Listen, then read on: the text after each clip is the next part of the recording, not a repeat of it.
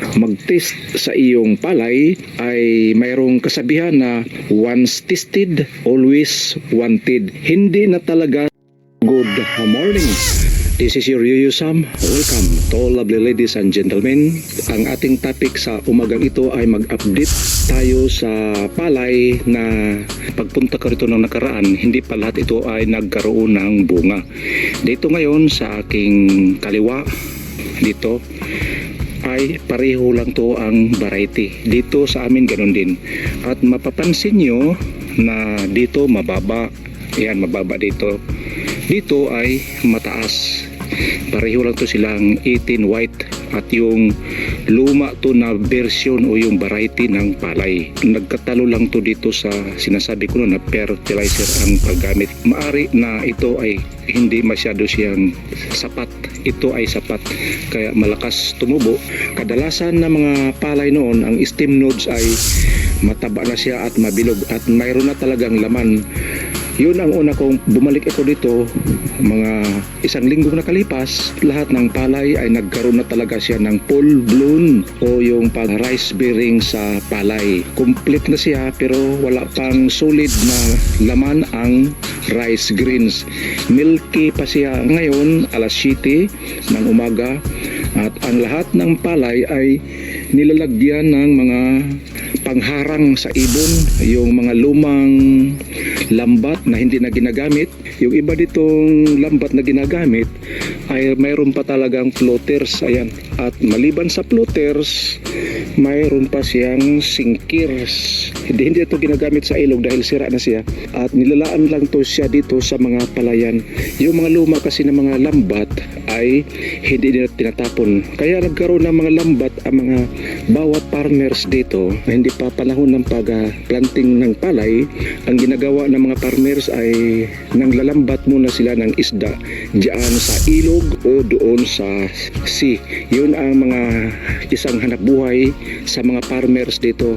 Pag farmers ka, fishermans ka rin kasi hindi ka man nag-rely palagi doon sa palay. Habang wala ng palay, kung gusto mo magkaroon ng ulam, magpunta ka doon sa dagat at magdala ng lambat. Minsan yung iba gumagamit lang ng fishing lines at mayroon ding mga bangka. Yun ang hanap buhay dito sa amin. Mixed livelihood ang kanilang ginagamit, ika nga, farming at saka fishing. Maliban sa lambat, nilalagyan pa nila ng mga palawit, yung mga pinaggunting-gunting sa fertilizer. Minsan yung iba ay sako at nilalagyan din nila ng mga paingay. Yung empty can na nilagyan nila ng mga pebbles upang paghampas ng hangin ay magkaroon siya ng ingay. Kasi kung hindi mo lagyan ng mga ganyang mga paingay, ay maaari kang lantakan ng mga rice-eating birds. Kasi yung rice-eating birds na once mag-test sa iyong palay ay mayroong kasabihan na once tested, always wanted. Hindi na talaga sila yan lilipat pa.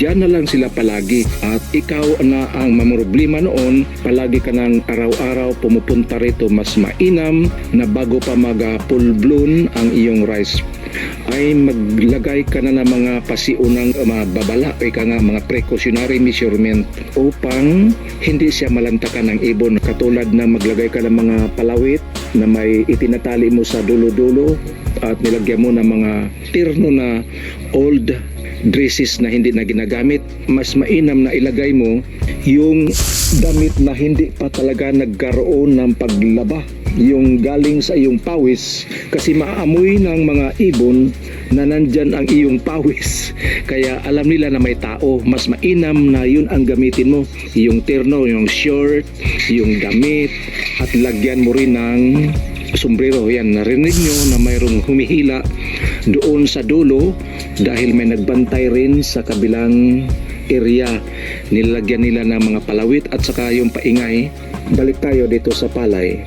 Yung palay na yan ay mga wala ng buwan na yan, ma-harvest na siya. Mga kalagitnaan ng October, ma-harvest na yan dahil lumalabas na yung mga bunga. Basta hindi lang lumakas o hindi lang dumaan ang bagyo dito, mas maganda ang ani ngayon.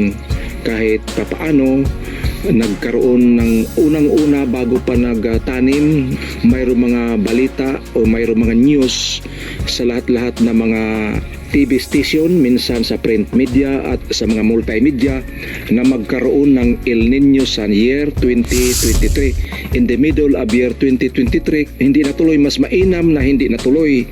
Mas maganda yun, pero sabi naman next 24, magkaroon na ng El Nino. Maari ang El Nino ay tatama doon sa summer time. Itong second cropping ay maulan. Panahon kasi ng December, bare month, ay kadalasan ditong dinadalaw ang aming probinsya ng malalakas na bagyo dito sa Eastern Visayas.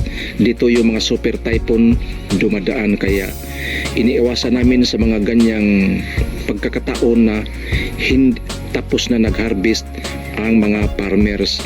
Yung paglagay ng tubig ay i-maintain na yan siya, hindi na masyadong magkarga ng tubig, kasi kung maraming tubig ang iyong palay, may tendency na yung palay, yung stem nodes ay mababali, lalo na pag mayroon ng laman yung bunga ng palay. Mabigat na kasi dalhin yung bunga, kaya iniwasan na hindi magkaroon ng mga pagbali ng palay. Kasi kung mabali na yung palay na hindi pa na-harvest, malaki ang posibilidad na magkaroon siya ng baga early sprouting of the rice grains, at yung halaga ng iyong palay sa bintahan ay mababa kumpara doon sa hindi nabali o hindi yumuko.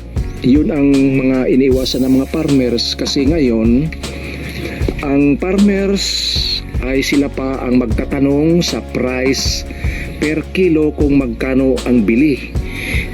Ang farmers talaga dito sa Pilipinas ay medyo mababa ang tingin sa mga ibang tao dahil farmers lang sila.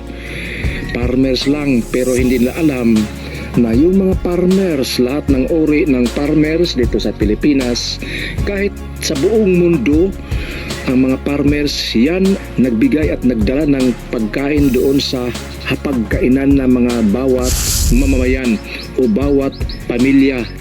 So hanggang dito na lang, hanggang sa muli. This is your Leo Sam. See you on my next vlog, and God bless us all. Bye-bye.